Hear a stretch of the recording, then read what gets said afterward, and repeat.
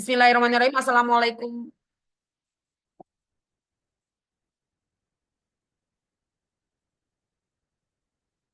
Baik.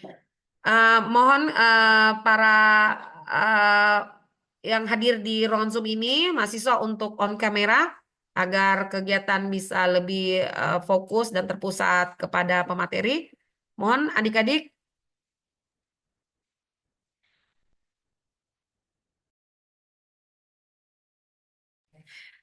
Baik. Assalamualaikum warahmatullahi wabarakatuh. Alhamdulillah, all praise be to Allah for the happy opportunity that we can gather for a guest lecture activity this morning. We also don't forget to say salawat and greeting may the always be given to our great prophet Nabi Muhammad Sallallahu Alaihi Wasallam, the messenger of Allah who brought the light of guidance to all mankind. Baik, selamat pagi dan salam hangat saya ucapkan kepada yang terhormat Ketua Departemen Hukum Masyarakat dan Pembangunan Fakultas Hukum Universitas Hasanuddin, Ibu Dr. Andi Tenrifa Mauri SHMH. Terima kasih Ibu atas kehadirannya. Yang terhormat Ketua Departemen Hukum Internasional Fakultas Hukum Universitas Hasanuddin, Ibu Dr. Birka Latif SHMH LLM. Terima kasih Ibu atas kehadirannya. Yang terhormat Ketua Departemen Hukum Acara Fakultas Hukum Universitas Hasanuddin, Dr. Andi Syahwia SHMA. Pada Ibu, terima kasih atas kehadirannya Ibu. Yang terhormat para dosen Fakultas Hukum Universitas Hasanuddin, dalam hal ini Ibu Dr. Wiwi Heriani, Bapak Muhammad Fitrala SHMA telah hadir bergabung bersama kami di Zoom, dan kepada yang terhormat Dr. Hanis Wahid. Terima kasih Ibu atas kesediaannya untuk meluangkan waktunya hadir dan memberikan perkuliahan pada di acara ini, serta adik-adik mahasiswa Fakultas Hukum Universitas Hasanuddin yang tentu saja sangat saya banggakan. Baik, perkenalkan saya Rastiawati, salah satu dosen Fakultas Hukum Universitas Hasanuddin yang akan memandu jalannya acara kuliah tamu pada hari ini, pada Rabu 30 April tahun 2025, di mana kegiatan ini akan berlangsung mulai pukul 10 hingga 11.30 waktu Indonesia Tengah melalui Zoom meeting, dan tentu saja kegiatan ini dalam rangka Dies Natalis Fakultas Hukum Universitas Hasanuddin yang ke-73.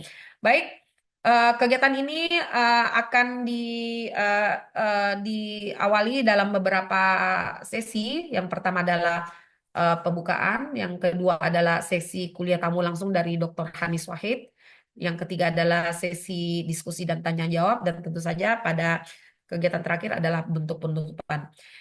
Untuk memulai acara ini, tentu saja saya mengucapkan sesuai dengan keyakinan yang saya miliki adalah Bismillahirrohmanirrohim. Semoga kegiatan hari ini berjalan dengan lancar dan penuh manfaat ya.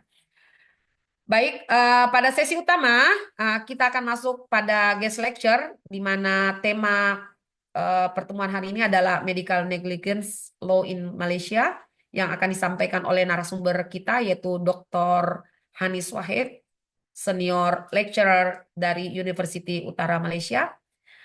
Selain pandang, biodata beliau adalah Dr. Hanis Wahid ini merupakan akademisi dan peneliti di bidang hukum yang berfokus kepada isu-isu penyelesaian sengketa alternatif. Beliau juga fokus pada isu-isu hukum internasional, dan tentu saja sesuai dengan materi yang akan dibawakan oleh beliau pada hari ini, beliau fokus pada kelalaian medis atau dalam konteks Indonesia adalah malpraktik medis. Baik, beliau menyelesaikan seluruh jenjang pendidikan hukumnya dari Universitas Islam Antarbangsa Malaysia, yakni pada tahun 2010 beliau menyelesaikan bachelor degree with honors undang-undang.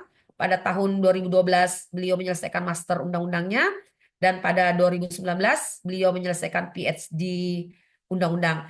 Saat ini beliau aktif mengajar dan meneliti di Universiti Utara Malaysia. Nah, meskipun beliau dari Universitas Islam Antarbangsa Malaysia, namun beliau mengabdikan diri kepada Universitas Utara Malaysia.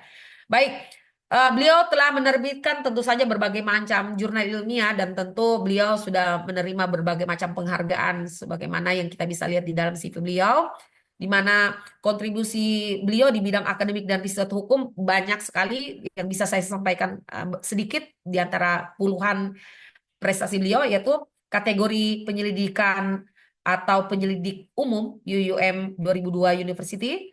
Ada pula beliau memperoleh anugerah penerbitan dalam YouTube atau audiovisual sebagai dalam Pusat Pengajian Undang-Undang UUM 2021. Beliau pula menerima anugerah penyelidikan dengan jumlah geran terbesar. Dalam hal ini pengajian Undang-Undang UUM tahun 2021. Ini apresiasi atau penganugerahan beliau yang peroleh dalam 3 tahun belakangan ini. Baik, kuliah tamu ini pada pagi hari ini akan berlangsung mulai pukul tadi, sebagaimana tadi saya sudah sampaikan, dimulai pada pukul 10 hingga 11.30 waktu Indonesia Tengah, atau kurang lebih 1,5 jam, dengan tentu saja teknis pelaksanaan itu terdiri atas dua. Yang pertama, sesi pertama itu dalam hal ini pemateri yang akan memaparkan materinya, dan kedua, sesi kedua dibuka ruang tanya jawab. Untuk efisiensi waktu, dengan hormat, saya persilakan Dr. Hanis Wahid untuk memaparkan materinya kepada Ibu. Kami persilakan. Okay, Bismillahirrahmanirrahim. Assalamualaikum warahmatullahi wabarakatuh. Very good morning to everyone. Thank you so much to our Madam Chairperson, Dr. Rastiawati, isn't it? Thank you so much for the lovely introduction. My name is Hanis Wahid and I'm the lecturer from Universiti Utara, Malaysia. And first of all, I would like to say I'm very thankful. Thank you so much for inviting me as a guest lecturer for today's session. Thank you to especially to Dr. Andi Tenri for inviting me. Thank you so much. And I believe that this session, this guest lecture session, it is actually to as part of your 73rd anniversary for Faculty of Law, Universitas Hasanuddin. Is it correct? Yeah, so I would like to congrats everyone, to the Faculty of Law and to the head of departments and all the students of Faculty of Law. Congratulations. Thank you. Okay? Thank All you. right. So first of all, I would like to start the lecture. Let me share the slide first. Hold on, yeah.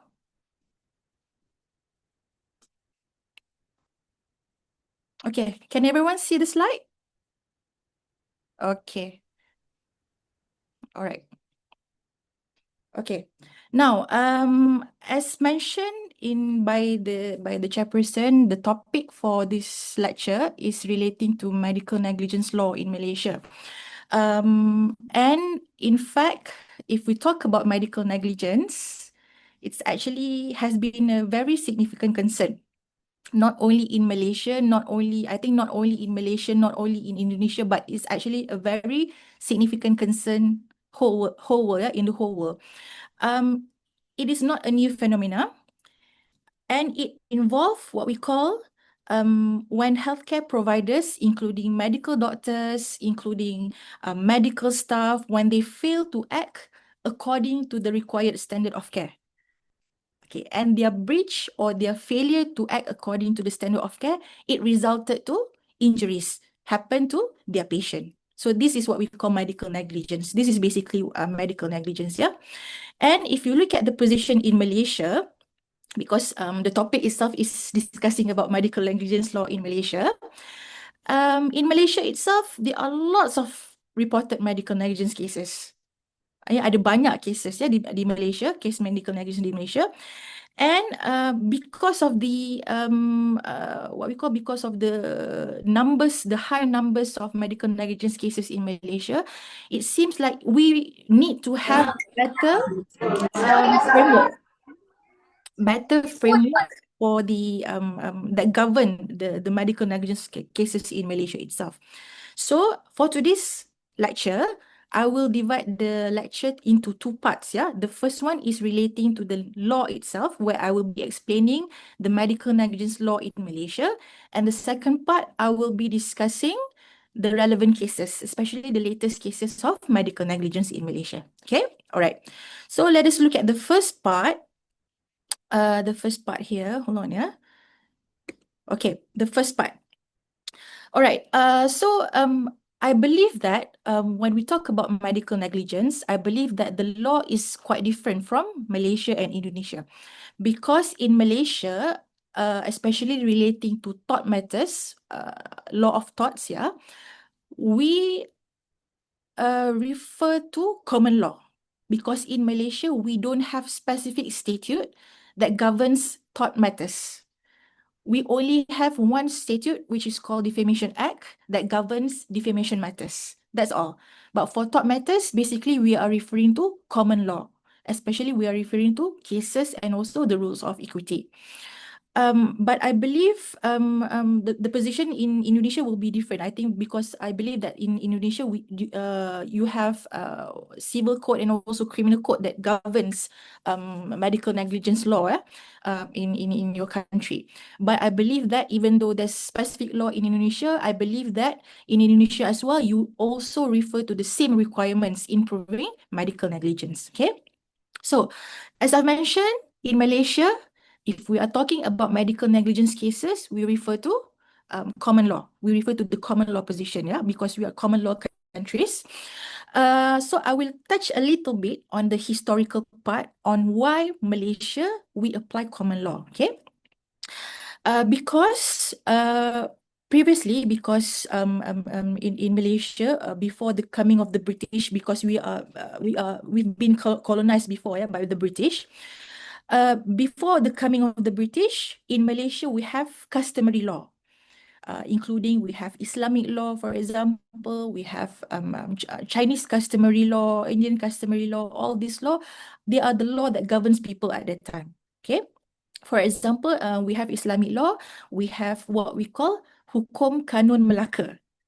We also have Undang-Undang Laut Melaka. Those are some of the laws that govern people, especially Muslims, Muslims at that particular time. Okay. But then, after the coming of the British in Malaysia, the position changed. Yeah, the position changed because when they come to Malaysia, to Malaya, tanah Melayu at the time, um, they impose their legal system in Malaysia. So when they impose the what we call the legal system in Tanah Melayu at that time, the customary law, the previous customary law that had been practiced before, has become secondary law. So the main law is the English law at that time. Okay.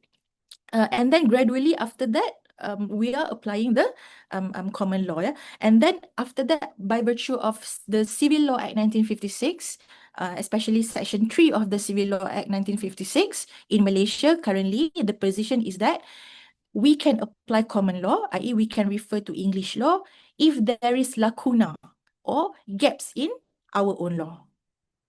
Okay, so that's why in Malaysia, in tort matters, including medical negligence matters, when there is no statute or act that govern it, we can refer to common law, i.e. we can refer to English law. Okay, that is the position in Malaysia. Why we apply the what we call the common law, yeah, the common law in deciding medical negligence cases.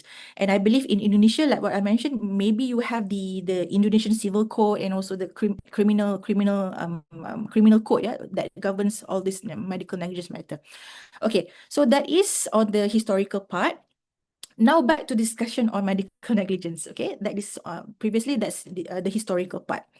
So medical negligence, first, when we're discussing about medical negligence, we have to define what is actually negligence.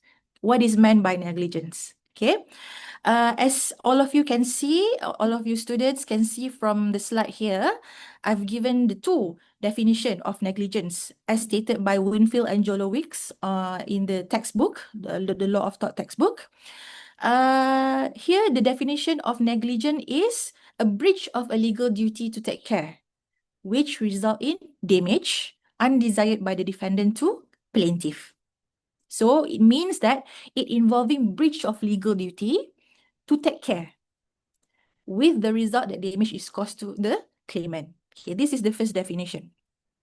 The second definition is given in the case of Blythe and Birmingham Waterworks Company, where the judge in this case, if you look at the definition here, it defines negligence as the omission to do something which a reasonable man, guided upon those considerations which ordinarily regulate the conduct of human affairs, would do, or doing something which a prudent and reasonable man would not do.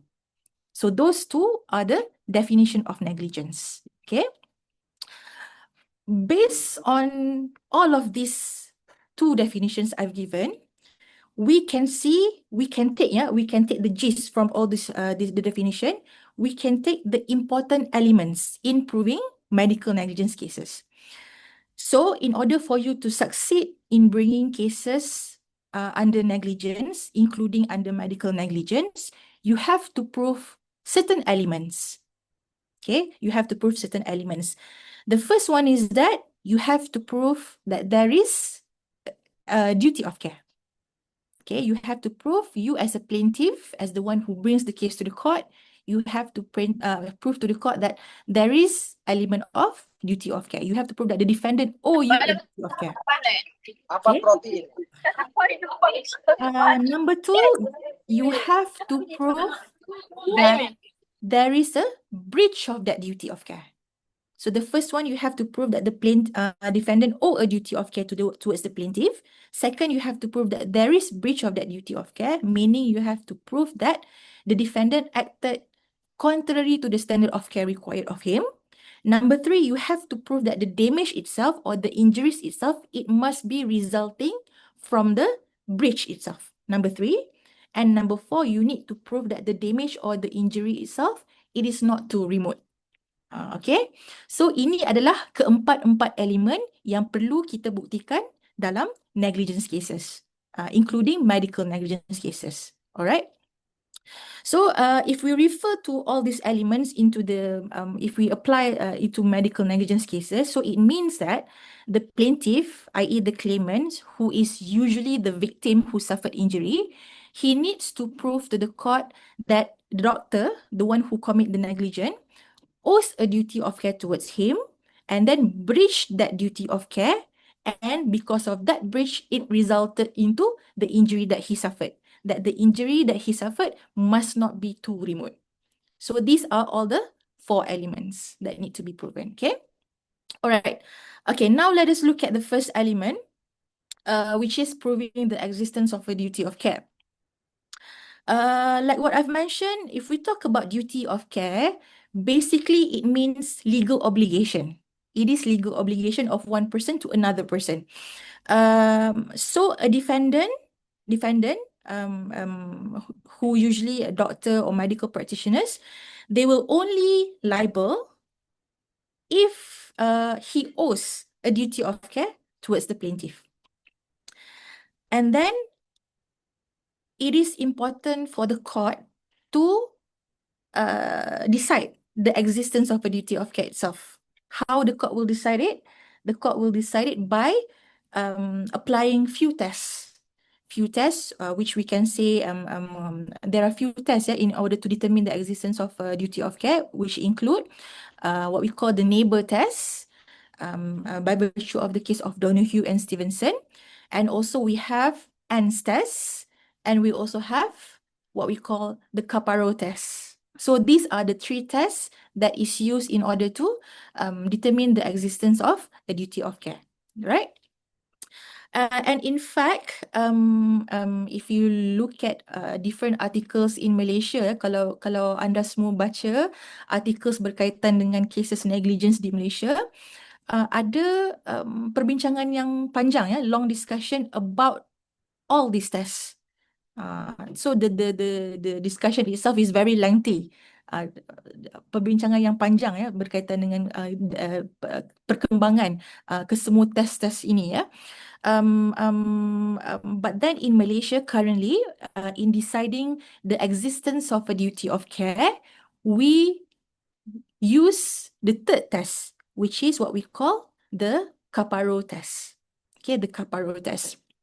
And the Caparo test itself is actually derived from the case of Caparo Industries.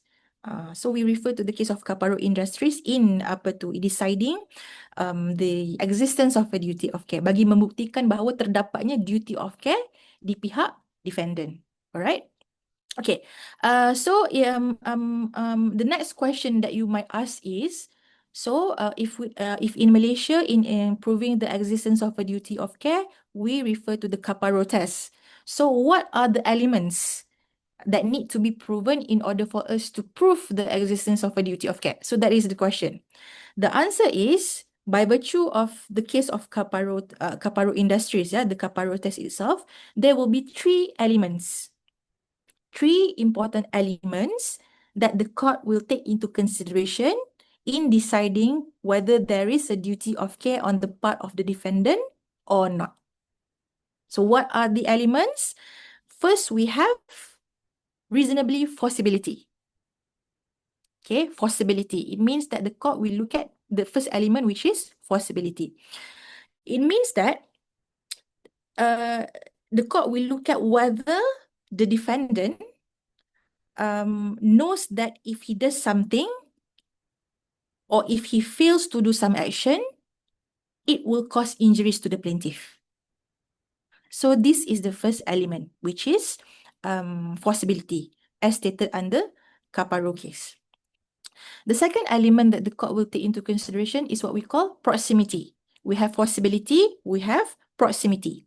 Proximity here, like the word proximity itself, it means there must be what we call sufficient kind of relationship. You know, proximity relationship, it can be either physical proximity, it can be either causal proximity, or even circumstantial proximity. Okay, so the court will look at proximity. And the third element that the court will take into consideration in deciding whether there is duty of care or not, the court will look at the fact that whether by imposing the duty itself on the part of the defendant, whether it will be fair, just, and reasonable to do that. Okay, so this is the third thing, the three things that the court will take into consideration. If I repeat again, if we want to prove the first element, which is the existence of a duty of care, the position in Malaysia is that we are using the Caparo test. Caparo test, where the court, they will look at three elements, which is forcibility, proximity, and number three, whether it is fair, just, and reasonable to impose liability on the part of the defendant. So after the court look at the three elements, then the court will say, okay, there is duty of care or not. But basically, if you look at the Caparo test itself, it is actually it's quite similar with the neighbor principle, neighbor test, because in neighbor's test, as stated under the case of Donahue Stevenson, the elements that you need to determine would be forcibility and proximity. So the difference between the Donahue test and also the Caparo test is in the fact that in Caparo test, you have the three stage, i.e. you have to prove whether it is fair, just, and reasonable to impose liability on the part of the defendant. All right. So back to if we apply this position, this principle to medical negligence case, it means that a doctor owes a duty of care to his patient. Okay, and this duty, it exists because of the relationship between a doctor and his patient. So because of that, because a doctor owes a duty of care towards the patient, the doctor needs to work properly lah. They have to menjalankan tugas dengan sempurna. Kerana doktor-doktor ni, doktor hospital and everything, mereka ada duty kepada patient mereka. Okay? Jadi, bila kita berbincang tentang duty of doctors, duty of medical doctors, duty of medical practitioners, we can divide it into different duties. Yeah, they have different duties. But the main duties is that they have duty to, if you use our common sense, if kita pergi doktor, apa duty doktor adalah yang pertama sekali adalah duty to diagnose. Yeah, duty to diagnose. A doctor has a duty to make proper diagnosis. So when you go to the doctor, bila awak semua pergi berjumpa dengan doktor, duty doktor tersebut adalah untuk check you, to check you, to diagnose what kind of disease that you have. So he has to do the job properly. So this is the duty to diagnose. The second duty as well is the doctor also has a duty to advise or warn any material risk. Okay, yang pertama adalah duty untuk diagnose penyakit or whatsoever. Dan yang kedua adalah duty untuk nak memberitahu sama ada risiko terhadap sesuatu treatment, for example. Okay, that is the second duty. And the third duty is duty to treat. So as a doctor, after you finish diagnose your patient, and then after you give all the what we call the advice on relating to the material risk, what is the risk of having this treatment, for example, and then the third duty is you have a duty to treat your patient. So these are some of the main duties of medical doctors. Yeah. Okay. So if a doctor, let's say, I give you example. Contohnya, for example, we have A, we have B, and then A is a doctor. A is a doctor and B is a patient. Okay. So A here as a doctor, A owes the duty of care towards B. So if A fails to act according to the practice required of him, for example, if he failed to diagnose the B properly, or if he failed to disclose any material risk to B, or if he failed to treat B properly, it means that A here, as a doctor, has breached his duty because he owes a duty towards B. As a doctor, he owes a duty towards B as a patient. So that is the situation. All right. Okay, that is the first element in proving medical negligence case, which is duty of care. You have to prove the existence of a duty of care on the part of the doctor in order for you as a victim to succeed in your medical negligence case. All right. Okay, that is the first element. The second one is what we call standard of care. Okay, so we need to prove that there is actually breach of that duty of care. It means that the doctor himself, failed to act according to the required standard of care. Okay, this is the second element. Okay, selepas you dah buktikan kewujudan duty of care, you kena buktikan bahawa terdapatnya breach of that duty of care. Alright? The next question is, how? So we have to prove breach of that duty of care. So the next question is, how to prove it? Okay, how to prove it, yeah? So the answer is, I believe that I believe that some of you might already know, yeah, about this, because I believe that the law in Indonesia as well might be similar with this, yeah. So the court, in deciding whether there is breach of duty of care or not, the court will use what we call reasonable man test. A reasonable man test, yeah. So the court, they will look at the standard of care required of a reasonable person, of a reasonable man.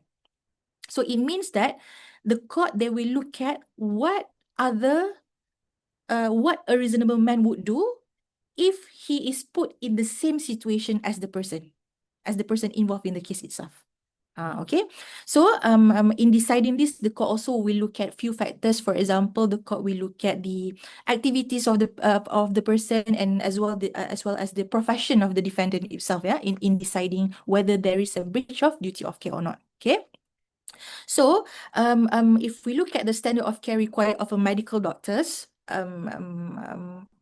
it is actually according to reasonable person with the same skill or expertise. Okay. For example, if we are talking about doctor, the standard of care required of that doctor is the same as the standard of care required of other medical doctors. Okay. And the test used to determine the standard of care itself is known as the Bolam test. Bolam test, yeah, Bolam test. Bolam test, yeah. I did not put it here. I believe I did not put it here, but please look at the quotation that I've mentioned in the slide here. If you look at the quotation here, a doctor is not guilty of negligence if he has acted in accordance with a practice accepted as proper by a responsible body of medical men skilled in that particular art.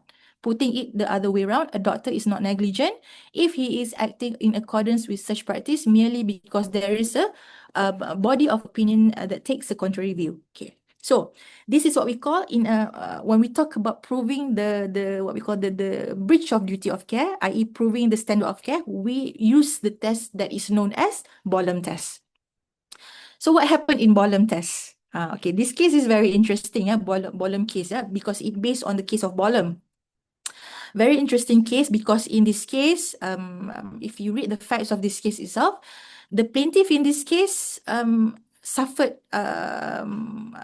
what we call severe depression and everything, and he needs to underwent treatment that involve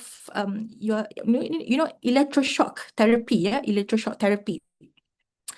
And actually, during the treatment itself, supposedly the patient needs to be constrained, physically constrained, and also needs to be what we call given muscle relaxant. Okay, muscle relaxant. However, the doctor in this case failed to physically constrain the plaintiff and also failed to give muscle relaxant. And then because of that, because of this failure, it caused injuries to the plaintiff. So because the plaintiff suffered injuries, berlakunya kecederaan pada plaintiff disebabkan oleh treatment yang didapat daripada doktor tersebut, plaintiff ni membawa action ke mahkamah, bring a case against the defendant to the court. Okay. So the plaintiff in this case argue that, you know what, if we look at other practice of medical profession, it doesn't need to, if you want to give this treatment, you don't have to physically constrain the victim, the patient, and you don't have to put muscle relaxant. So the plaintiff argued like that. So the plaintiff called a witness, meaning other medical doctors, in order to support his argument in this case. So the court, after looking at all the evidence given by the defendant in this case, the court said that, you know what, the doctor treating the plaintiff in this situation, even though he did not provide muscle relaxant or he did not physically constrain the plaintiff at the time, however, the defendant in this case has acted in accordance with the other medical doctors.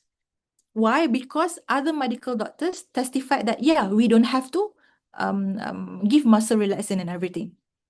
Maksudnya, mahkamah mengatakan bahawa tidak ada kecuaian di pihak defendant, doktor tersebut, kerana doktor tersebut melakukan treatment berdasarkan apa medical doctor yang lain akan buat dalam situasi yang sama. Okay, so it means that the standard of care required of a doctor, it is actually according to the skill possessed by other medical doctors. And that skill itself, it should be accepted by medical bodies and expert and everything. So in case if the doctor, i.e. the defendant, usually, if he managed to prove this, then the second element is not fulfilled. And when the second element is not fulfilled, then the doctor might not be liable for medical negligence. Because this is the most, actually, I believe that this actually is the most difficult things to prove, because doctors, they can simply call their friends in order to testify in favor of him. So this is one of the, I believe that one of the difficult elements to be proven in medical negligence cases. All right. Okay. So if you look at the Bolam test, we can conclude that the important element in Bolam test is that, number one, the person, i.e. usually the defendant, the person who has a particular skill or expertise, he needs to exercise reasonable care in his action. This is the first important point that we can derive from the case of Bolam, number one. Number two, this person who has a particular skill and expert, he will not be liable if he has acted according to the responsible professional practice. So these are the two important limbs or important gist that we can take from the case of Bolam. Okay, all right. So now we've discussed about the existence of a duty of care. We discussed about breach of the duty of care. And now another important point that we can add as a discussion, yeah, relating to medical negligence cases. Before this, I've mentioned to everyone the three main duties of doctors. We have a duty to diagnose, we have duty to advise and warn of any material risks, and then we also have what we call duty to treat. Yeah, these are the three main duties. And generally, if we refer to all these duties, the court in Malaysia, they will use the Bolam test when deciding whether there is a breach of duty of care ataupun tidak. Okay, this is the like what I mentioned, the test applicable will be the Bolam test. However, okay, the law itself is quite complicated, yeah. However, um, the position change. The position change. In cases involving duty to advise and duty to warn of any material risk. Okay, let me show you why it changed. Yeah. Okay. There's changes in this duty because of the dissatisfaction of the Bolam test.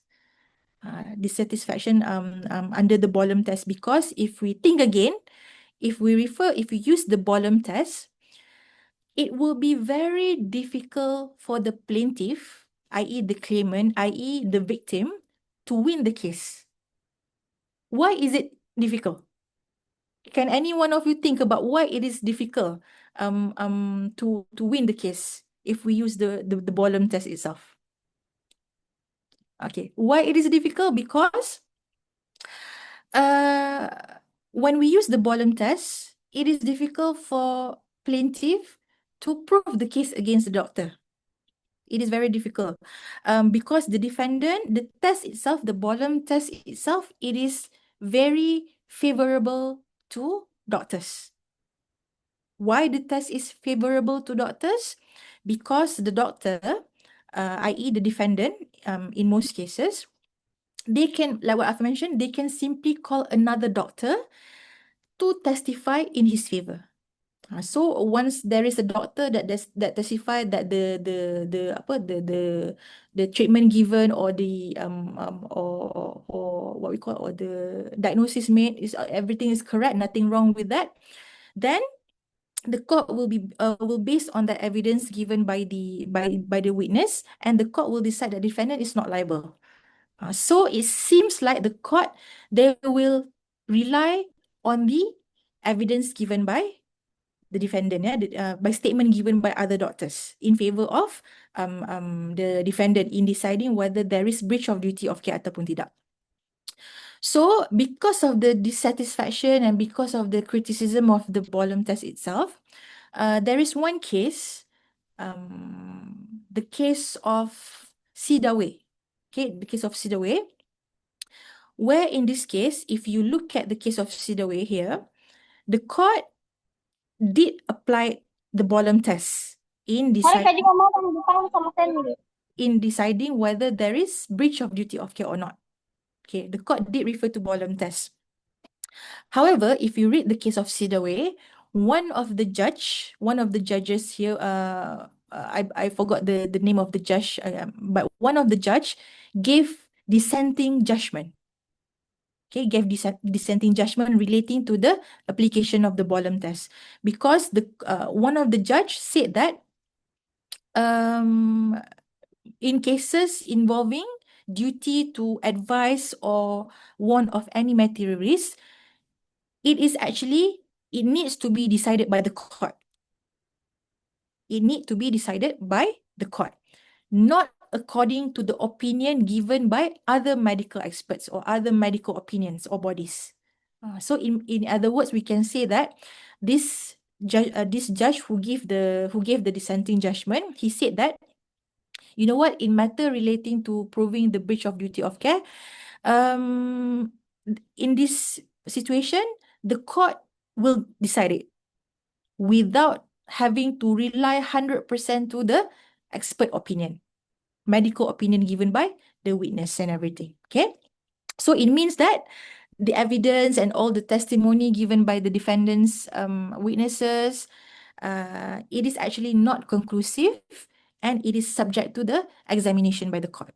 Okay, that is the case of Sidaway. Yeah? And because of the case of Sidaway, because of the dissenting judgment given by the judge in the case of Sidaway, the Bolam test itself was later reinterpreted. It was reinterpreted in the case of Bolito. Okay, after this, you can go back. You can refer to the case of Sidaway. You can refer to the case of Bolito, where if you look at the case of Bolito, in this case, the highest court at that time, which was the House of Lords at the time, yeah, said that you know what, a doctor could be negligent if the evidence given by him, by all the witness and everything, was unreasonable. This is the case of Bolito. So it means that the court, in deciding whether there is breach or not, the court, they will look at the evidence given by other medical expert, and they will decide whether the evidence given is logical or vice versa. Okay, the court then will have to determine whether the evidence given by doctors reasonable ataupun tidak, logik ataupun tidak, when deciding the issue of whether there is breach of duty of care or not. All right, so that is the case of Bolito. Basically, I'm just giving the principle relating to the case of Bolam, relating to the case of Skidaway, and also the case of Oh, kenapa anjing?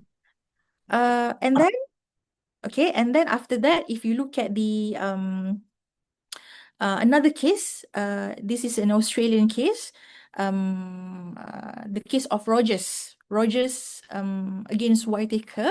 And if you look at the case also, the court in Australia also rejected the application of Bolam test in cases involving duty of a doctor to advise and warn any material risk. Okay, so if you read this case, basically in this case, the plaintiff in this case suffered what we call suffered eye condition, yeah, and the plaintiff bring an action against the defendant because of the failure of the defendant to advise and warn of the material risks of that treatment itself. So that's why the plaintiff in this case bring an action against the defendant. So under the case of Rogers and Whitaker, if the court applied the Bolam test, then most probably the defendant would not be liable. However, in this case of Rogers and Whitaker, the court rejected the Bolam test. The court did not use the Bolam test, and the court in this case stated that the doctor had a duty to warn patient of any material risk or any potential risk that might happen because of the treatment itself. Okay, so that is the case of Rogers and Whitaker. And the current position is that the current law, for example, if you look at the current law in the UK, they also rejected the Bolam test in cases involving duty to advise and warn patient of any material risk. They also rejected the Bolam test, yeah. And this can be seen in the case of Montgomery. Okay, Montgomery. So we have few cases here. We have the case of Bolam, we have the case of Sidaway, we have the case of Bolito, we have the case of Rogers, and also we have the case of Montgomery. Yeah, Montgomery, where the court in the UK decided to reject the Bolam test in determining cases involving duty to advise and warn patient of any material risk. Okay, so I hope that everyone can follow, yeah, the lecture today, because it is quite lengthy, yeah, if we talk about medical negligence law in Malaysia. Because if we basically this topic itself is actually is a one course itself, yeah, so it will take actually 14 weeks to discuss everything. So I'm basically summarizing everything so for all of you to understand, yeah, relating to topic medical negligence law in Malaysia. Okay. So, after discussing about that, we can conclude that in order to determine the standard of care required in medical negligence case, the court will use different tests according to the duties of a doctor. Okay, according to the duties of a doctor. If the case, if the medical negligence case involve duty to diagnose and also duty to treat, then the court will apply the bottom test. However, if the case involve duty to advise or warn patient of any material risk, the court in Malaysia, instead of using the bottom test, the court will refer to the case of Rogers and Whittaker. Okay, in deciding whether there is breach ataupun tidak. Which case? The question is which case that said about this? So the case is the case of Fu Fiona. Fu Fiona. This is also quite interesting case because if you search about this case, this case is medical negligence case in Malaysia. If you look at the historical part of this case itself, this case took 23 years to settle from the lower court up until the highest court in Malaysia. It took 23 years. So daripada you for example, daripada you kecil sampai you besar 23 tahun baru settle case ni. The case of Fu Fiona, ya. So if you refer to the case of Fu Fiona, the federal court emphasize this rule again. The court said that the applicable test in deciding any cases involving the duty of a doctor to advise or disclose any material risk, it will be according to the case of Rogers and Whittaker, not according to Bolam test. Okay. It means that the court are the one who will be deciding whether a patient has been properly advised ataupun tidak, has been given what we call advice on material risk that might happen ataupun tidak, and the court, they will no longer look at what other medical doctors or what other medical expert would do in deciding this situation. The court will decide it. Okay, so the what we call the testimony given and everything, it will be not conclusive at all. Okay, all right. So the conclusion in Malaysia, when we are proving the second element, number one, if it involves duty to advise and also warn of any material risk, the duty will be the test will be according to the case of Rogers. And if it the case involve duty to treat and duty to diagnose, the applicable test would still be the Bolam test.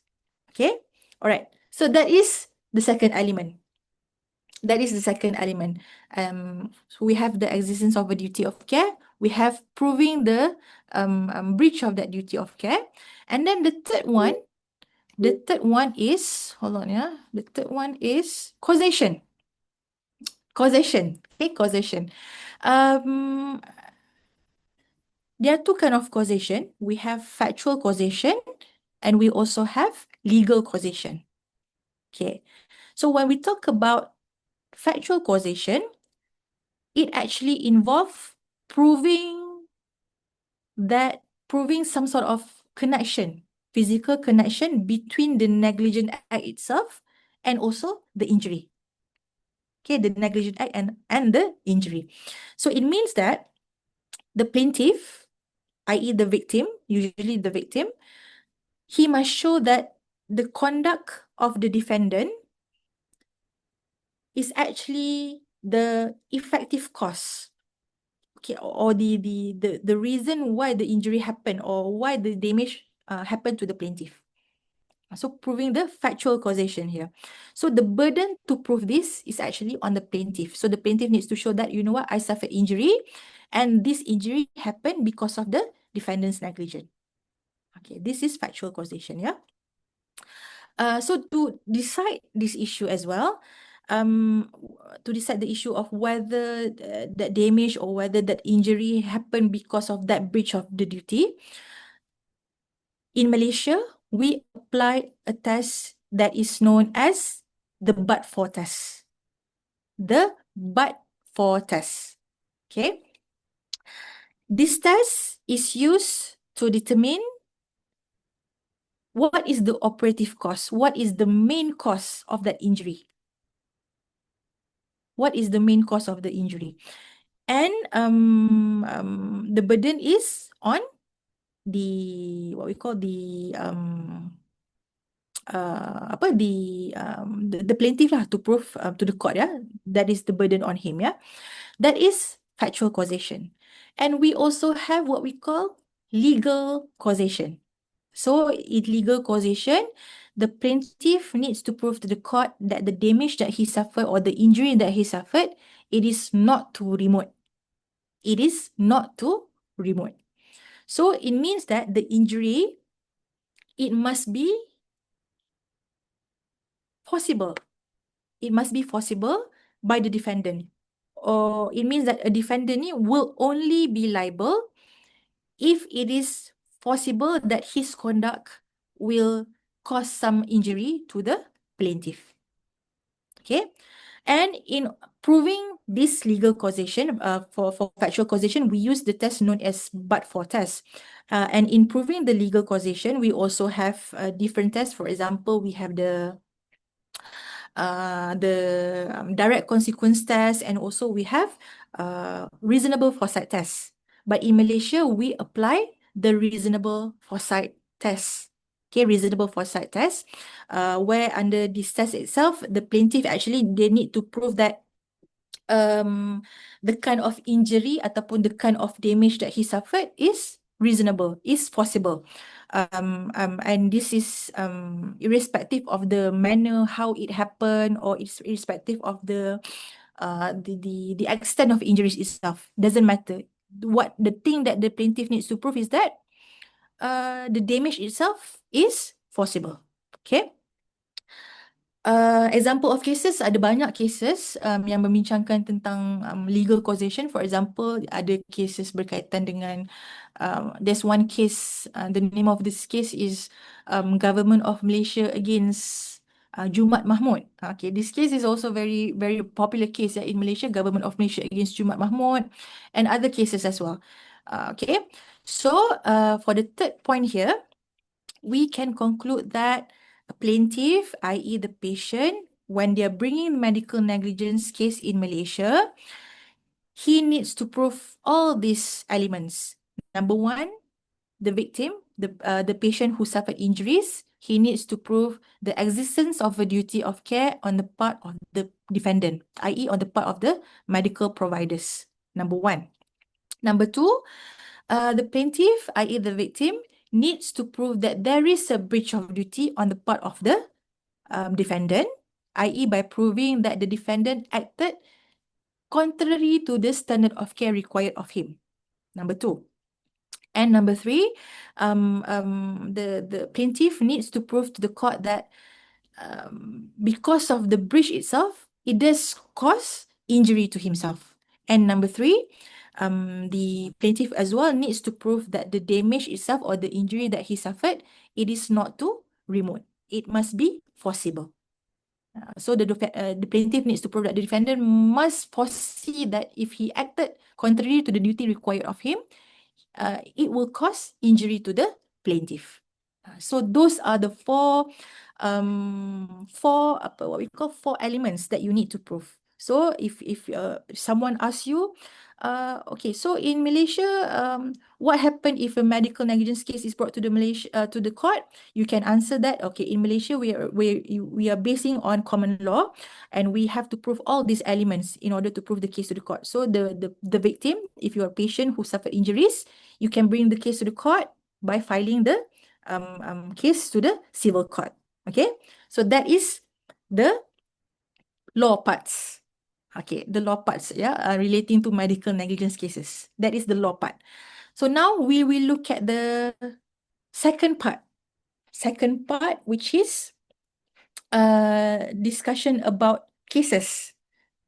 Cases of medical negligence in Malaysia. Like what I've mentioned, there are lots of cases of medical negligence cases in Malaysia.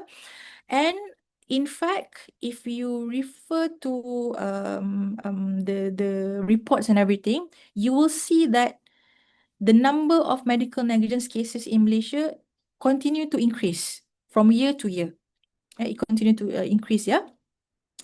And however, if we want to know the exact number of medical negligence is in Malaysia, cases in Malaysia, it will be very difficult because there's no official statistic that shows the number of cases. And in fact, many cases, medical negligence cases, many of these cases actually settle outside of the court, yeah, where they apply ADR or whatsoever. It's always settled out of the court. So it is quite difficult for us to find the exact numbers of medical negligence cases in Malaysia. All right. However, if you look at the website for Ministry of Health, Malaysian Ministry of Health, and if you look at the medical legal section in this website, yeah, they are reporting. There are a few reports that shows there are at least 200 cases, 200 medical negligence cases from the year of 2012 until the year of 2021. So there are lots of medical negligence cases. In fact, if I'm not mistaken, in the year of 2019, 2019, ada juga report yang mengatakan bahawa number of medical negligence cases di Malaysia meningkat, sama ada di hospital kerajaan ataupun hospital swasta. Jadi memang if you ask current position of medical negligence medical negligence cases in Malaysia, my answer is that the number is increasing from year to year. Okay. And if you look at some of these cases, not only that the number of medical negligence cases has been increasing, if you refer to those cases, you will see that there's tendency on the part of the court to award high number of damages. High award of damages, i.e. high award of monetary compensation. Okay. For example, contoh cases yang mahkamah memberikan jumlah monetary compensation yang tinggi adalah yang pertamanya adalah kes Syuhazani Shoaib. Okay, this is the first case, yeah, the example of case Syuhazani Shoaib. And if you read the case of Syuhazani Shoaib here, if you look at this is the what we call the report, yeah, the newspaper report. If you look at here, woman awarded 3.8 million ringgit by medical negligence suits, yeah, by medical negligence suits. So 3.8 million ringgit, yeah. This is very high number of monetary compensation. And but basically, if you read the case of Syuhazani Shoaib, in this case, it involved the plaintiff, Syuhazani. She was pregnant at the time, and during the pregnancy, she suffered high blood pressure, high blood pressure. But then when she went to the hospital, the doctor failed to properly attend or properly treat the situation, yeah. And because of that failure on the part of the medical doctors, she suffered what we call more injuries, and that it leads to the delayed cesarean and everything, and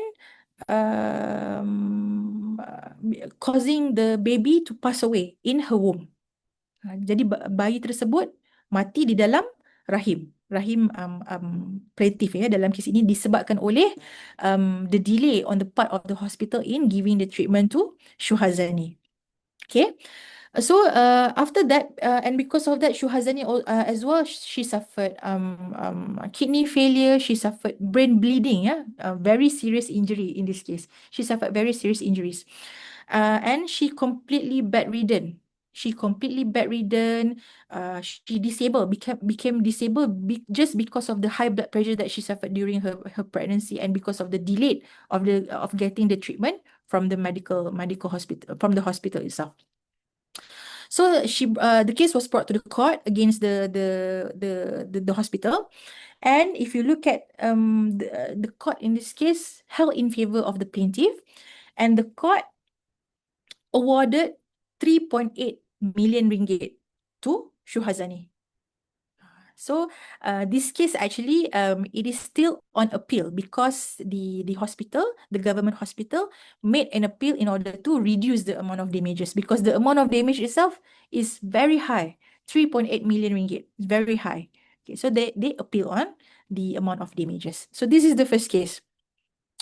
The second case that show the high amount of compensation given to patient is the case of Nur Adina binti Muhammad Syahmir against Kerajaan Malaysia and others. This is 2023 case, quite recent case, yeah. And if you read this case, the amount of damages as well is very high. It is very high. And if you read this case, the facts of this case, in this case, the plaintiff, she's an infant, she's a children, infant children. She's born in the year of 2023. She's born in the year of 2020, yeah, by C-section. So she's the hospital, the doctor operated her mother in order to give birth to her, yeah, C-section, yeah, cesarean section. But then during the treatment itself, during the C-section, she suffered spinal cord injuries. Spinal cord injuries because of the complication of the surgery itself. Wah, memang kita memang sangat menakutkan ya, sebab kita tak tahu apa yang akan terjadi bila kita pergi ke hospital. Kita we expect that nothing will happen, but sometimes some unfortunate things might happen to us. For example, in this case, the mother just want to give birth, but then during the C-section, there's problem with the C-section and it caused her daughter to suffer complication. So after that, she suffered the complication. She suffered the apa? She became paralyzed. So this baby, this infant became paralyzed. Paralyzed. And after they investigating the matter, they found out that the medical officer, i.e. the medical doctor in this case, had no experience at all at that time in performing the C-section surgery. Okay. And there's also failure to supervise. The specialists fail to supervise this new doctor here. Okay, so that is the negligent part on the part of the doctor and also the hospital. So the girl, the infant girl, because she suffered, she became paralyzed. Ya, dia jadi separuh lumpuh ya, dia lumpuh. Kanak-kanak ini dia bawa action. Okay, she bring an action as a plaintiff through her father. And file for medical negligence case. Okay. She filed the case against, if you look at here, the citation here, Kerajaan Malaysia and others. So they are, if I'm not mistaken, they are actually 18 defendants in this case, including the Kerajaan Malaysia, because she brought the case against Kerajaan Malaysia because the case involved public hospital. Okay, so she brought the case against Kerajaan Malaysia, she brought the case against the doctor and other 18 others, yeah. So in this case, in 2023, after bringing the case to the court, the High Court in this case ordered the girl to be paid 5.6 million ringgit of damages. 5.6 million. Sebanyak 5.6 juta ringgit diberikan kepada plaintiff dalam kes ini disebabkan oleh kecuaian di pihak defendant. Macam kes yang tadi, mahkamah memberikan 3.8 juta. Kes ini pula mahkamah memberikan damages 5.6 juta. Amount dia sangat banyak ya, sangat banyak amount dia. Jadi dalam kes ini juga, if you refer to the latest position of this case, the case went up to the appeal, went up from High Court to the Court of Appeal, where the Court of Appeal later increased the amount of damages to 8.6 million. So they appeal instead of reducing the amount of damages, the previous amount of damages, the Court of Appeal increased the amount of damages to 8.6 million in this case. So very high, 8.6 million. You are millionaire. You are millionaire in Malaysia. 8.6 million, yeah. So this case, the case of Nur Adina binti Muhammad Syami, it is actually one of the case in Malaysia that is marked as the highest amount of damages ever awarded in medical negligence cases. So ini adalah salah satu kes di mana mahkamah memberikan jumlah monetary compensation yang tertinggi dalam medical negligence case. This is the case, ya. 8.6 juta ringgit. Okay. Alright. This is the second case. Another case that you can also refer to, it will be the case of this case, the case of Norizan binti Abdul Rahman against Dr. Arthur Samuel. This is 2013 case, quite old case, 2013. If you refer to the slide here, you can read the facts of the case. But basically in this case, if you look at this case, dia adalah berkaitan dengan plaintiff ni, she discovered that she was pregnant. And because of that, she wants to terminate the pregnancy. She wants to terminate the pregnancy, and at the same time, she wanted to insert IU apa tu, the contraceptive device. Contraceptive device. I forgot the IUCD. Yeah, IUCD. She wants to insert that because she don't want to be pregnant anymore. So the plaintiff ni, they went to the hospital and underwent the procedure to insert the device itself. But during that procedure, the plaintiff right uterine wall ni dengan dia punya right artery dia were perforated. Kemudian ada, because of that, it caused emergency situation, life and death situation, ya, because you dah melukakan organ dalam tu, membuatkan you kena ada emergency treatment. You have to underwent emergency treatment in order to remove the womb and also the right ovary. So you want to insert the contraceptive device, but as a result, because of the negligence, you have to remove the womb and you have to remove the right ovary. That's the thing, yeah. And because of that, the plaintiff brought an action for medical negligence against the defendant. And the plaintiff, in one of the argument, the plaintiff said that, you know what, the defendant ni failed to properly advise or give warn any material risk of that treatment itself. So that is one of her argument, yeah. And because of that, she said that because of the failure to warn, she continued with the treatment, and because she continued with the treatment, she suffered more injuries, more injuries. And because of that, she said that the defendant's negligence caused pain and suffering, and the negligence itself caused emotional distress, and she unable to do anything because of that, because of the injury that she suffered. So in this case, the court held in favor of the plaintiff, and the court said that the court awarded general damages, and also the court as well awarded special damages in this case. Yeah, so it means that the court held in favor of the plaintiff in this case. All right, this is the third case. And if you read also this case as well, the court in this case discuss in detail about the duty of care. The court also discussed breach of duty. The court also discussed causation, and the court said that all these elements were fulfilled. And because of that, because all of the elements were fulfilled, that is why the court held in favor of the plaintiff in this case. And the court awarded special damages and as well as general damages. Right? And another case will be the case of Nur Iman Rahmatullah Khan. So we discuss, this is the fourth case, yeah.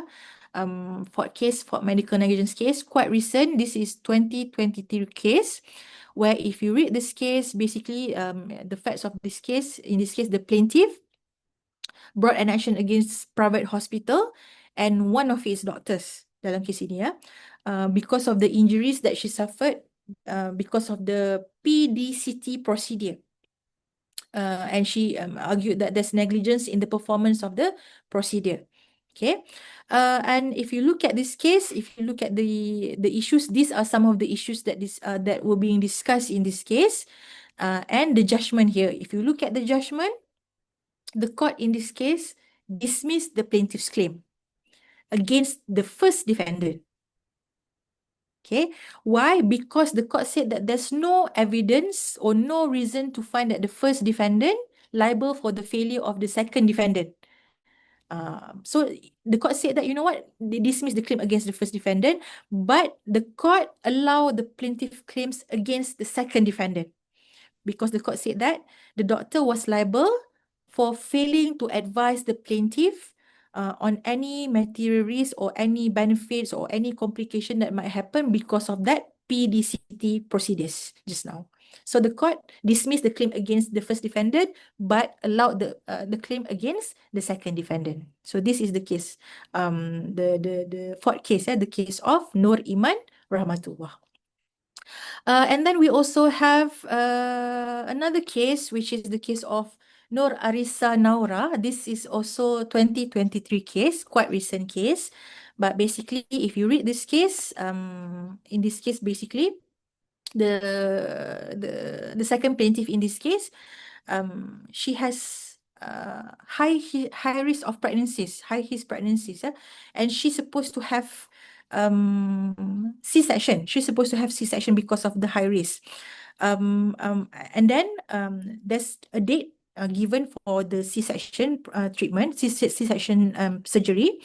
And then one day before the C-section, the plaintiff, the woman, she showed sign of what we call a condition of slow heartbeats, heartbeats that quite that's so unusually low. This is one day before the supposed C-section surgery. Okay. So she went to the hospital. She went to the hospital, and the court and the doctor doctor detect this problem, but then the doctor failed to perform the emergency C-section in this case. So because of the failure, the plaintiff in this case suffered injury, and then there's also problem with the child, with the child. For example, dalam kes ini, the child suffered the child's development was not normal, and she had weak muscles, unable to sit and everything because of the complication, because of the delayed C-section procedure, C-section surgery done to her mother. Yeah. So in this case, the court held in favor of the plaintiff, and the court awarded again special damages as well as general damages. So special damages, general damages, and also the court also awarded aggravated damages in favor of the plaintiff in this case. So after looking at all these cases, we can see that number one, in some of these cases, the court did held in favor of the plaintiff. And if you look at some of the cases, the amount of monetary compensation or damages itself is very high. Yeah, it's very high. So because of that, because of the tendency of the court in Malaysia to award high amount of damages, we have this one association, Malaysian Medical Association. This medical Malaysian Association, they gave the opinion saying that, you know what, if the amount of damages given by the court is high, then it will affect the amount of the professional indemnity insurance that should be paid by the medical doctors. So the Malaysian Medical Association said that this thing needs to be improved. Yeah, the court should not supposed to give a high amount of damages. So there must be something that need to be done in order to reduce the medical negligence cases. And some of the what we call some of the suggestion made by the Malaysian Medical Association is that they suggest to impose mandatory mediation. So impose mandatory mediation. It means that, you know what, in medical negligence cases, instead of going first to the court, it is better for the parties to go and mediate first. Go and mediate first, and it should be made compulsory, not only encouraged. It should be made compulsory. That is their first suggestion. And the second suggestion as well, they said that, you know what, maybe in Malaysia, we can apply, instead of applying the fault system, maybe we can choose to apply the no fault system. Like other countries, for example, in New Zealand, they apply the no fault system. So those two are some of the suggestions made by the Malaysian Medical Association in combating or in trying to reduce the amount of medical negligence cases in Malaysia. Okay. But then it is, they only give suggestion, but it is actually very hard for us to change. For example, it's very hard for us to change from using the fault system to no fault system. It will be very hard to do that. Yeah. It will take years for us to change the system itself. Okay. So last but not least, the conclusion part.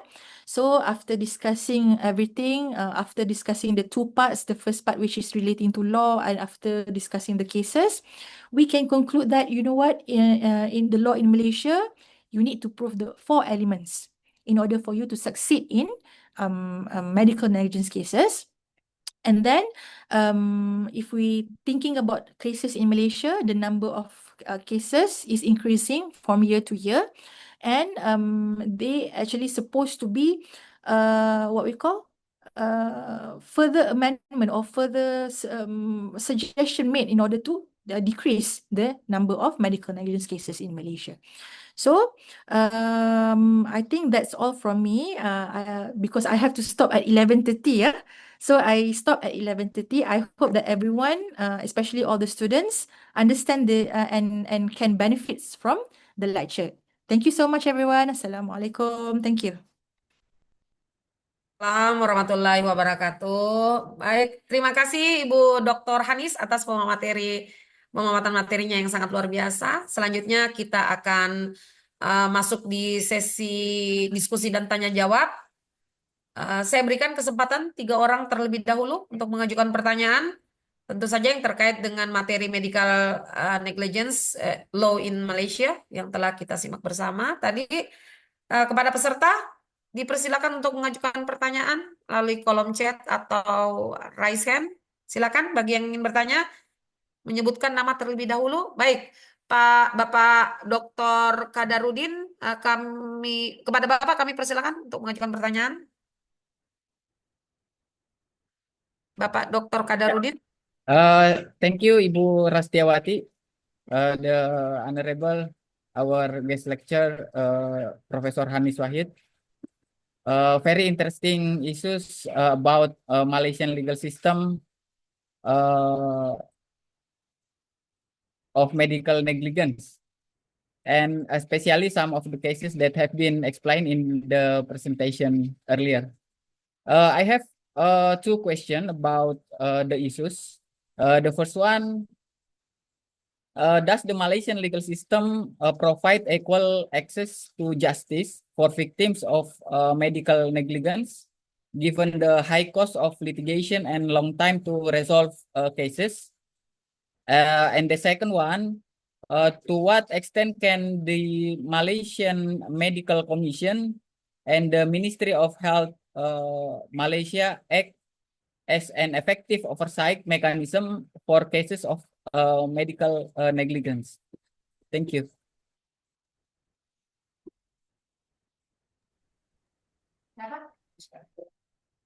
Okay. Doctor, can you please repeat, Dr. Kadarudin, can you please repeat the second question? Yeah, of course. And second question, what extent can the Malaysian Medical Commission, MMC, and the Ministry of Health Malaysia acts as an effective oversight mechanism for cases of medical negligence. Are you clear about my question? Yeah, yeah. Okay, okay. Thank you so much for the Yeah. Yeah. question. Thank you, Prof. Hanis. Okay. But basically, I think the answer for these two questions is actually, I think it can be combined. Yeah. So your first question, the first question by Dr. Kadarudin asked about the whether does Malaysian court system provide equal justice system? Is it? Okay. So I'm not sure the position in Indonesia, but in Malaysia itself, if you ask the question itself, the answer will be yes. In fact, yes, definitely, yeah. The Malaysian court system will provide equal justice system because in Malaysia, basically, if we have medical negligence case, any medical negligence cases, because in Malaysia we have to bring the case into the civil court. We don't have criminal court here. Criminal court, if you involve medical negligence cases, majority of those cases will be bring to civil court. So it means that in bringing the civil case, the plaintiff, i.e. the claimant, usually the victim, they will file a statement of complaint, a statement of claim in order to bring an action. So they must state, okay, these are the injuries that she suffered and everything, for example, and she will state the amount of damages and etc. So the court, our court system, they will look at all the evidence tendered by the parties and they will decide based on all the evidence and everything in order to make the decision, i.e. how the court will decide it. The court will look at all the elements that I've mentioned just now. So if you ask whether the Malaysian court system provide equal justice system, yes. There's no bias or there's no other factor that can affect the court from giving the just and fair decision. So if the court found out that the case fulfill all the four elements, then the court will most probably held in favor of the plaintiff. No problem at all. So the answer is yes. And the second question is, what extent the Ministry of Health act or as an effective mechanism for medical negligence issue? Basically, Ministry of Health in Malaysia, like what I've mentioned, when we have medical negligence cases, parties can choose either, number one, they can choose to, for example, they can use to mediate, for example, they can opt for alternative dispute resolution. However, in Malaysia, the practice is that majority of us Malaysian, we prefer to directly go to the court. So instead of making complaint to the Ministry of Health, or continue the case by mediating first or arbitrating first, we directly go to the court. I don't know what's the position in Indonesia, but in Malaysia, we have the tendency to do that. So, Ministry of Health, the function itself in Malaysia, Ministry of Health, mostly they are observing or what we call controlling the public hospital, private hospital, and everything, and they will not really decide on medical negligence cases. But in fact, they do have the medical legal section, but they are not directly involved in deciding the medical negligence cases. So when let's say if I'm suffering from medical negligence, if I want to bring the case, I just directly go to the court, file a statement of claim against the defendant. So that is the situation in Malaysia. Dr. Kadarudin? Okay. Yeah, it's very clear. Thank you, Professor. Okay, okay, Yeah. okay. No, thank you so much, Dr. Kadarudin, for the question. Thank you.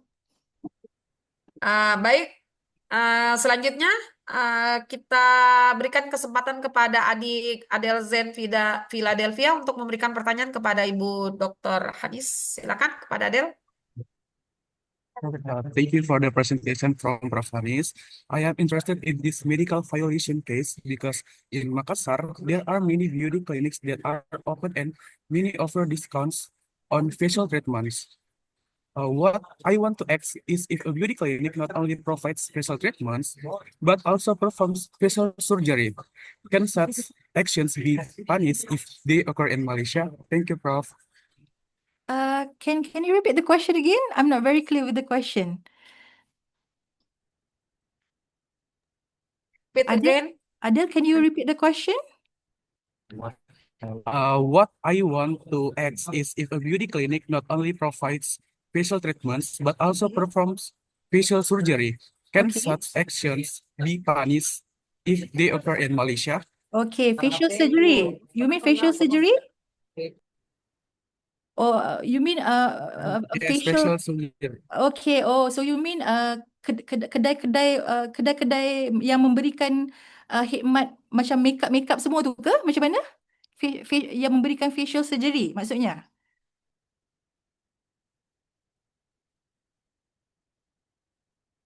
Okay, okay, alright. Okay, Yes, so Prof. facial surgery like is it plastic surgery? Do you mean plastic surgery? Or facial, what kind of surgery is it? If plastic surgery, if the case involving plastic surgery, if there is negligence on the part of the doctor, okay, let's say if you went, or if you, let's say you go to for example, a clinic, yeah, a clinic, and you ask for the clinic to give you plastic surgery, for example. I'm not sure facial surgery or what kind of surgery is that. I believe that it is plastic surgery. And in case if there is negligence on the part of the doctor in Malaysia, if you're suffering from any injuries because of plastic surgery in Malaysia, yes, the answer is you can bring an action under medical negligence. Yeah, for example, there's actually, I believe that there's one case, yeah, involving medical tourism.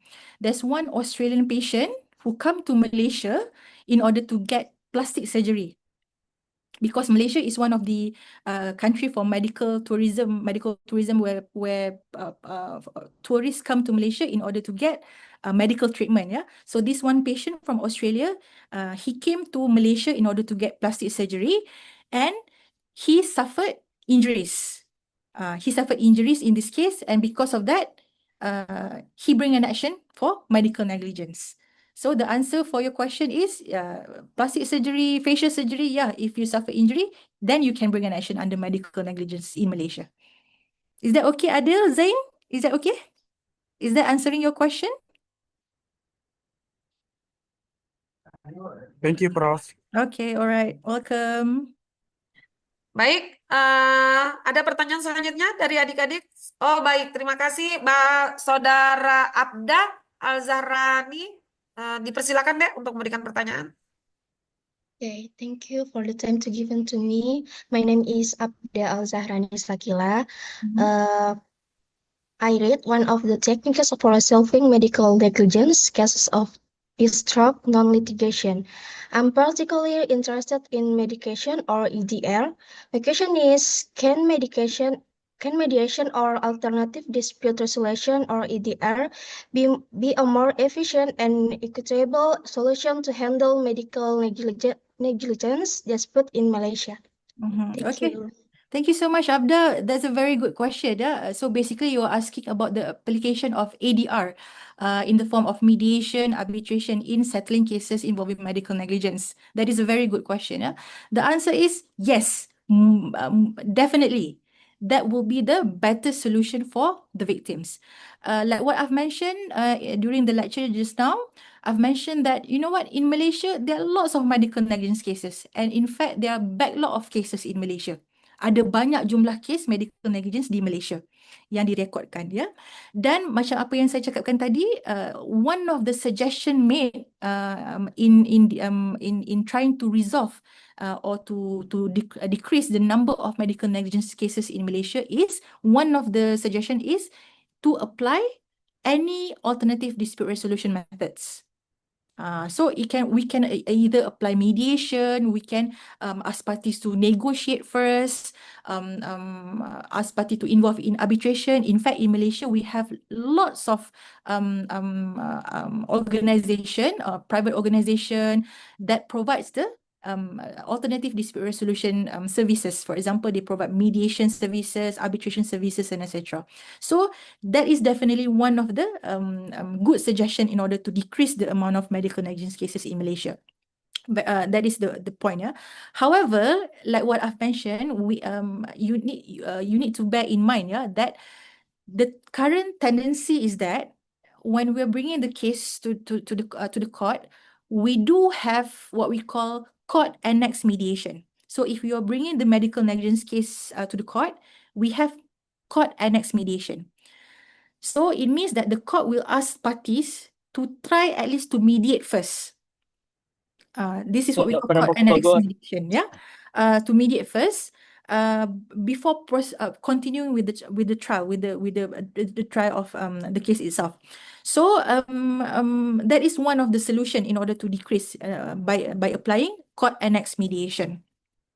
However, like what I've mentioned, the tendency is that in Malaysia, majority of us will directly go to the court instead of going to the private organization in order to mediate, in order to arbitrate and everything. So back to your question, whether you can use mediation, arbitration, and etc. Yes, definitely.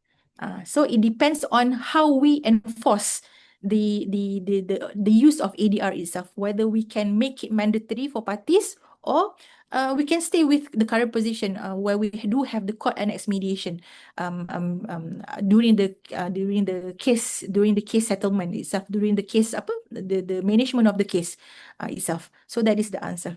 Okay, Abda? Thank you so much for the question. Yeah.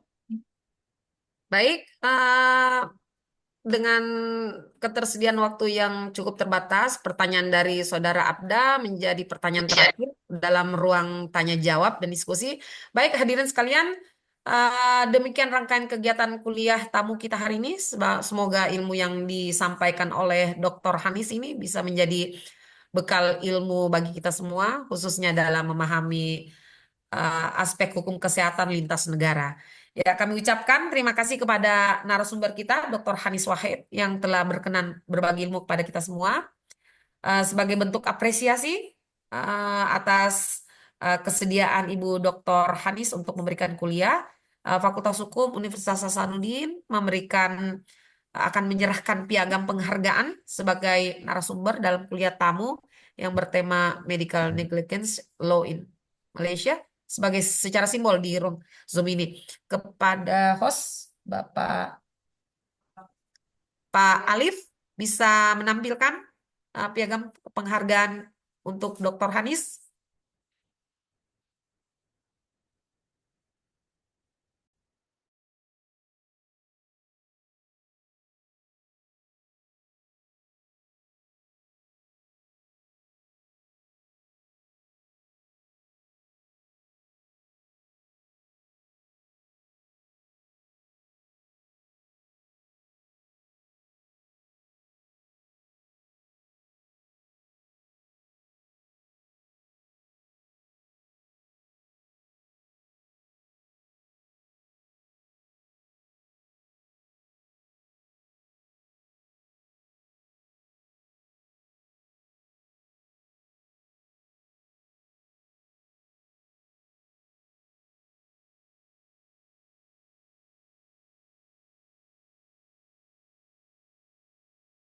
Bapak Fitra, mohon tampilkan piagam penghargaan untuk Dr. Hanis.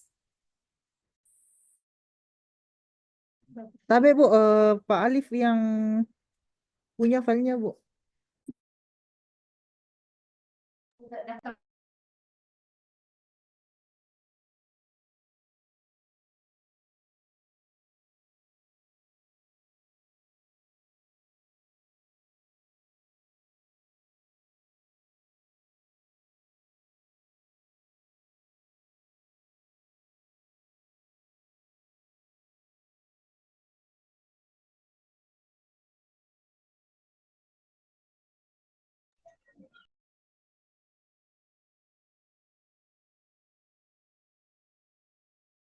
Baik, sambil menunggu Bapak Fitrah menampilkan piagam penghargaan untuk Dr. Hanis, sebelumnya kita mengambil foto sesi bersama ya, sebelum kita benar-benar mengakhiri.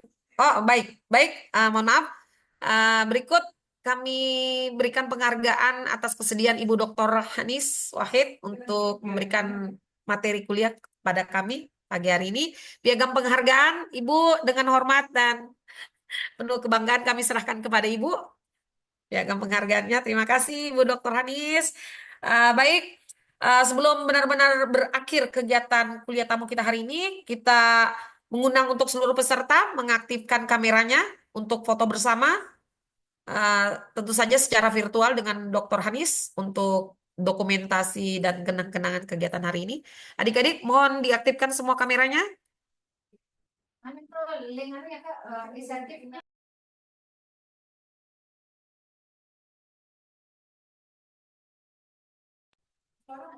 Sudah. Pak Fitralah, mohon pandu proses pengambilan gambarnya, Dek. Iya Bu, Mohon siap Bu. untuk semua peserta melihat ke kamera agar bisa tergabung dalam frame Zoom. Oke Bu, baik. Untuk slide pertama, 1, 2, 3. Oke, selanjutnya slide kedua, 1, 2, 3. Oke, selanjutnya slide ketiga, 1, 2, 3. Kemudian terakhir, slide keempat, 1, 2, 3. Oke Bu. Baik, terima kasih Pak Fitrala. Sebagai penutup, izinkan saya membacakan sebuah pantun. Jalan-jalan ke negeri jiran, singgah sebentar membeli selai. Cakep. Ilmu didapat sangat berkesan. Terima kasih Dr. Hanis atas kuliah penuh makna dan nilai. Izinkan lagi boleh saya satu pantun lagi. Duduk santai di bawah pohon beringin, angin sepoi menyejukkan hati. Dies Natalis Fakultas Hukum menjadi momen yang dingin. Semoga terus jaya dan menginspirasi. Mohon maaf jika ada kesalahan dan kekurangan selama proses kuliah tamu berlangsung. Akhirnya saya Rastiawati pamit undur diri. Wassalamualaikum warahmatullahi wabarakatuh. Selamat siang dan sampai jumpa di kesempatan berikutnya. Terima kasih Dr. Hanis. Terima kasih, Ibu Dr. Alia, Ibu Dr. Wiwi, Terima Ibu kasih. Dr. Rika, dan Ibu Dr. Banyak, Anita. Prof. Terima kasih Bu Dokter Hanis. Kehadirannya Ibu Salam Bapak hormat, Dr. Prof. Kadarudin. Terima kasih. Makasih Ibu. Ya. Terima kasih Nanti Bu. kami kirim via ini ya, email ya. Ya, Dokter. ya, baik-baik. Terima kasih banyak, Dokter Tendri Terima ya. kasih Bu Oke. Dokter. Thank Terima kasih. you. Assalamualaikum. Pamit ya. Terima kasih Adik-adik Dr. tolong Ani. isi Terima absensi. kasih. Semuanya Ya. sukses. Absensi sama sertifikat Assalamualaikum tadi adik diisi warahmatullahi ya. wabarakatuh. Ya, Assalamualaikum ya. terima kasih. Salam warahmatullahi wabarakatuh. Terima kasih. Pamit undur diri. Pamit undur diri. Waalaikumsalam. Pamit. Adik-adik isi absen ya untuk dapat sertifikat. Ada di link Zoom. Ya. Terima kasih Bu Kadep. Insyaallah kami isi. Terima kasih Bu Dokter. Sudah dapat Hadir. ilmu, dapat esertif juga ini. Ya. Mantap HMP.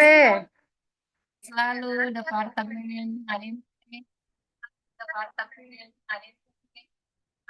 Departemen